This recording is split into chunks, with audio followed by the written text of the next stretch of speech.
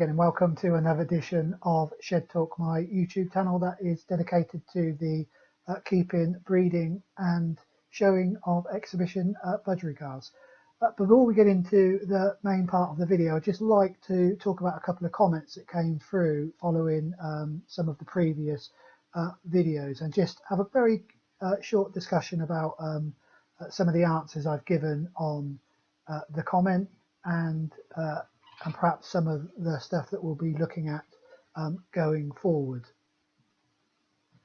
So the first of those was from Michael Arabi. I do hope I've pronounced your name correct, Michael. And he just asked about putting the two outcrosses together that I got. You may remember or know if you've watched previous videos that I originally paired up the outcross to outcross rather than outcross to my own bird, and he quite rightly pointed out that this may not be the best option, and that all we're doing there is starting all over again, so just creating brand new birds rather than merging the blood from the outcross with your current birds. And as a general principle, in my comment, or comment back to him, as a general principle, I would say he's absolutely right. You know, you go out to get an outcross for a particular reason, and that reason is to introduce some new features or some new style into your own bird. So there's no point in just putting outcross to outcross. So I suppose the obvious question then is, why didn't I obey that rule or my own thinking behind that in this case? It was mainly down to the fact that it looked as if one of the, or two of the outcrosses had pair bonded, and I thought it was worth a try just putting those together. Of course, what that would do is give you the opportunity, I suppose, of increasing the new blood into your birds. So let's say that, you know, out of that pair I had got 6 chicks. In effect, I've got 6 new outcrosses, or, you know, if they were any good, 1 or 2 perhaps new outcrosses that I could then put across. But as a general principle, I would completely agree with you, Michael, that you know, you brought the bird in to get additional blood into your own birds, so why waste it by putting them together? And you'll see from the title of the video one of the other reasons why you ought to try and do this. So that was the first of the comments that came in. And the second of the comments was really just a suggestion, and it came in from Eddie van der Ven. Once again, Eddie, I hope I pronounced your name correct. And he said it would be really nice to see how some of those young birds developed going forward. He said which one, I think he said which one he liked, and would be keen to see how the birds, those young birds, developed. So yeah, I take that on board, and I think we will have a look at those. Perhaps once a month we'll put the those young birds into the show cages and just generally have a quick look and see how they've progressed, perhaps comparing them with previous videos. So those were the two comments, and I thought I'd just cover that before we move on to the main part of the video. Well, if you do have any suggestions of what you'd like to see in future videos, then do post them either on, I can't leave a comment here, or post them on the Shed Talk Facebook page. If you're not a member of the Shed Talk Facebook page, then do go over and join. Please do, as always, leave comments about this video, and please do like the video and subscribe if you're not already a subscriber. Well, let's crack on with the main part of the video then. So what I'd like to do now is talk about the major setback that I've had with the shed. For those of you that have been watching the channel for any period of time will know that back in November, so way back before Christmas, I purchased a number of outcrosses that I was hoping would take my shed forward, so improve. They had some features that would definitely improve my birds. Now those birds have been in the breeding cages since they arrived in my shed, and we spoke a little bit about the pairing up right at the very beginning of this video. So what is the setback? Well, the better of those birds was this blue cockbird that I brought in. He has been in the breeding cages virtually since I brought him into the shed, so he did spend a little bit of time, I think it was about 3 weeks in the stock cage, isolated from all the other birds, and then we put him into the breeding cages. Didn't take to the first hen. Second hen went off colour, and we finally, in the last video, paired him up to his third hen, which we can see here. So he, like I said, took to this hen reasonably well, and had been chasing her around the cage.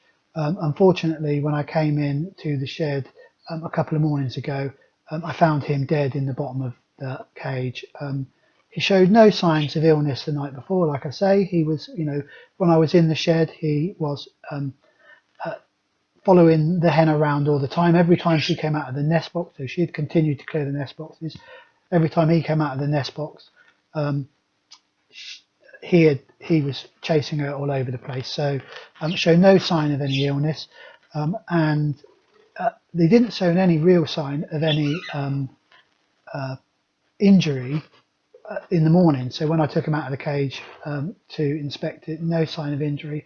There was no real sign that he had lost any major weight or anything like that. So without carrying out a full autopsy, I don't suppose I'll ever know what caused the death of this bird, and all I'd be doing, and anybody else would be doing, would be speculating at this stage as to what it was. So what have I done? So I obviously removed him. I then removed the hen from the breeding cage, took everything out of it, took the breeding cage out, thoroughly disinfected the breeding cage, disinfected the nest box, and all of the other bits and pieces that were inside the breeding cage, just in case there was anything in there that was causing it. I'm clearly keeping an eye on the other birds in the breeding cages, particularly those birds that are either side of this cage, because I suppose one of the drawbacks of having all wire cages is that that there is, it maximises or increases the contact between the birds in the breeding cages, particularly things like feathers and dust and stuff that can move more freely than in the old box type breeding cages, wooden or plastic wooden cages. So that's what I've done with that there. I then put the hen back into the breeding cage that she was in. She shows no sign of any illness and went straight back to look at the nest box and started clearing it again. So she's still clearly keen to go down. And I've now found her new cockbird. So this is the cockbird that I'm going to pair her to. You can see the two here. This cockbird would actually be quite a useful bird for me in my shed if it wasn't for the fact that he was feather plucked as a youngster. You can see he would have almost certainly made my show team, would have been one of the birds that would have gone down as part of my original pairings had it not been for the damage caused by feather plucking in the nest box by his mother. So as you can see from this bird, it's a normal light green. He's got really nice blow over the top of the head, despite the fact that he was feather plucked, and a reasonable mask on him. The one thing I do like about this bird is he has a really nice style, so a nice straight back, holds his wings well, really nice carriage, no sign of any hooked or hinged tail on this bird.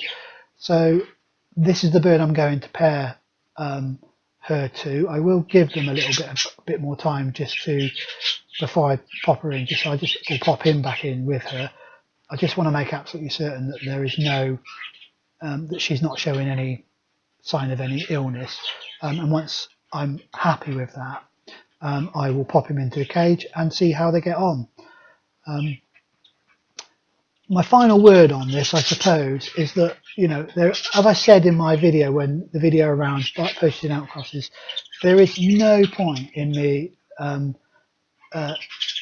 moaning about the breeder who sold me the bird, because the bird was perfectly happy when I bought it. I was perfectly happy with the bird when I brought it, and it's been in the shed now for nearly 3 months and shown no sign of illness. So if it did pick up an illness, it picked up an illness from my shed, not from the shed that it came from. And that's just the way it is. One of those things about keeping livestock is, really unfortunately, sometimes you end up with a dead stock, a major setback. But it's time to take, to think about it now, think about what I'm going to do, and take stock of what I've got left. I still have 2 outcrosses that I can work with, so I need to think about how I'm going to use those 2, and how I'm going to make sure I maximise those 2 outcrosses in terms of the genes, bringing those genes into my shed. And we will talk a little bit about how I'm going to use those 2 birds in a future video. So, well, that's really it. That's the bad news out of the way. We've looked at what we're going to pair the new bird to, or that hen back to. Time now to have a look at the show team that I'm going to put out for very shortly, or for the next show, the Oxford 1910 stock show. Well, let's have a look at those birds now. We're on a slightly more upbeat note then. Let's have a look at the birds that I'm going to put out for the Oxford 1910 stock show.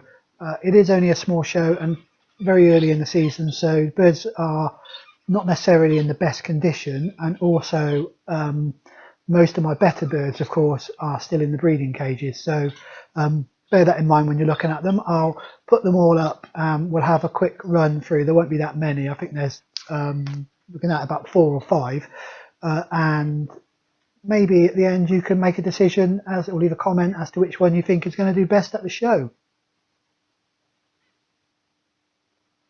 So here are the first 2, both yellow-faced greys, dominant pieds. Of course, will go in the dominant pied class.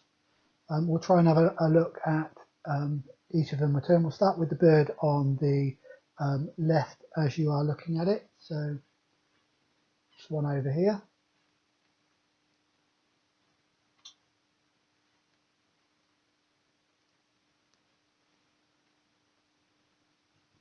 There you go. He's reasonably complete in feather.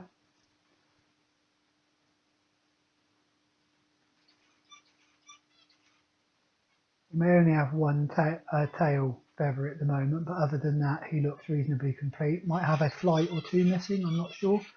Maybe a flight missing on the wing that's we're currently looking at.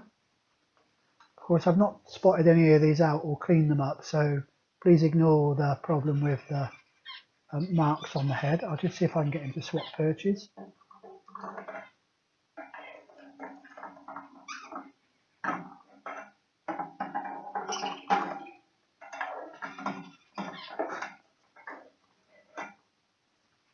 Clearly enjoys that perch rather than the other one, so I'm not going to get him to swap, I don't think.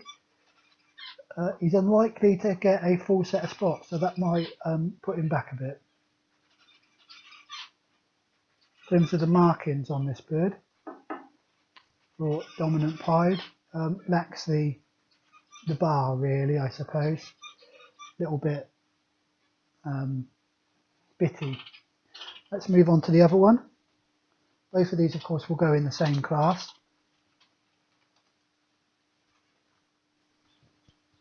Here's the other dominant pied. This one's got all of its flights. Once again, I'll see if I can get him to swap perches or turn around.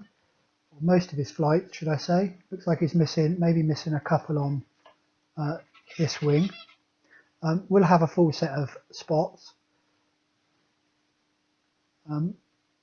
But definitely only has a single tail feather at the moment. Not holding himself particularly well, and you'll notice even when he does relax, he has that horrible hinged tail fault. He also looks as if he's got a few pin feathers in the head still.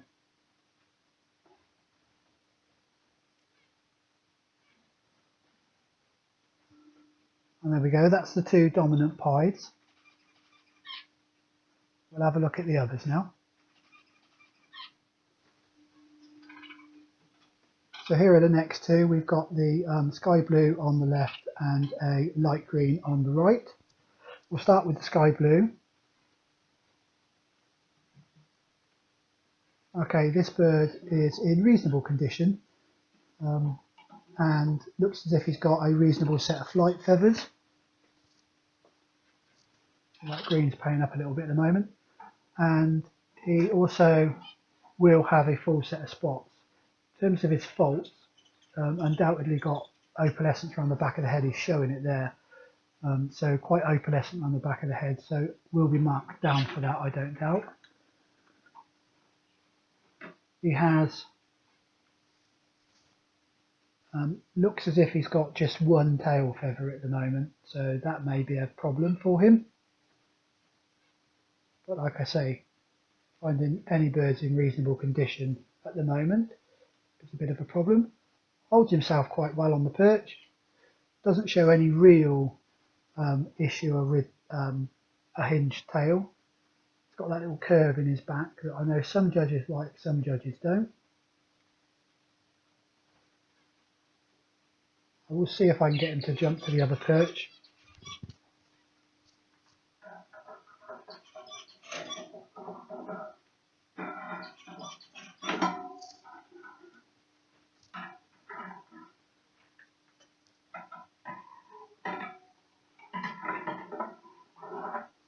There we go, so you can get another look at his other wing, although he does prefer that perch by the looks of it. And you can see there that he's only got a single tail feather.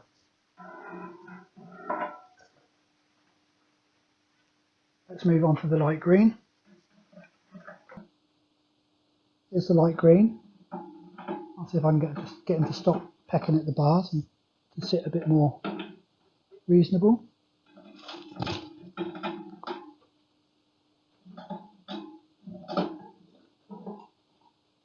There we go. A bit like the sky blue, has some opalescence around the back of the head, not as bad as the sky blue, or it doesn't show up quite as bad on the light green. But you can see it, certainly see it in the wing feathers, some opalescence in the wing as well. Looks like he's got most of his flights. Not showing particularly well here. Looks like he's got most of his flights. We'll have a full set of spots, and perhaps the first bird to have a full tail.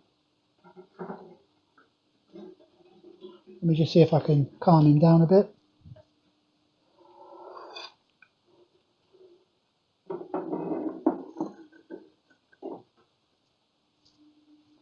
Okay, with that in the bottom, he might be a bit more attentive of that than playing up. But when he's looking down, he shows a hinged tail. He does have a little bit of a hinged tail, this bird, even when he's relaxed, which he isn't at the moment. I'm hoping he'll relax better at the show. He definitely has a little bit of a hinged tail. It's quite scruffy at the moment, but once I've washed him and sprayed him a few times, hopefully the feathers will look a little bit better. Doesn't have too many pin feathers in the head.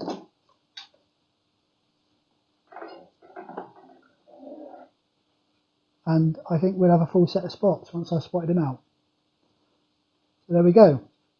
That's the birds that I'm going to be taking to the show. I may take the grey out of cage 1 because they don't look like they're going down to breed anytime soon. So I may take that grey out and take that along as well. I'll have a think about that. Okay, so out of those 4.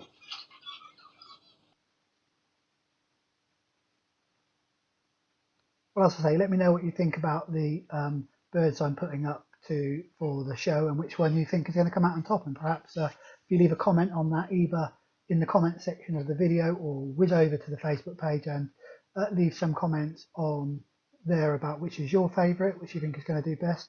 And then we'll find out what the judges think of the birds in about a week's time. So I've got a little bit of work to do, prepping the birds, cleaning the show cages, do all that sort of stuff prior to the show in a couple of weeks, or in a week, think it's just over a week now.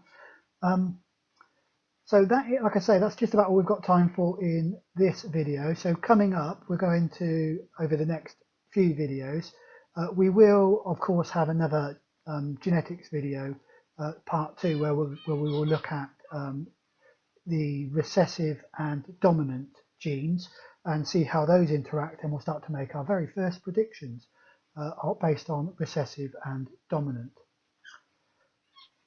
Of course, we'll also try and get some pictures of some of the other birds that are at the Oxford 1910 show, so you can have a look at some of the, I suppose, the champion birds that are there, and look at the quality of the birds that were on show. Once again, don't forget early show.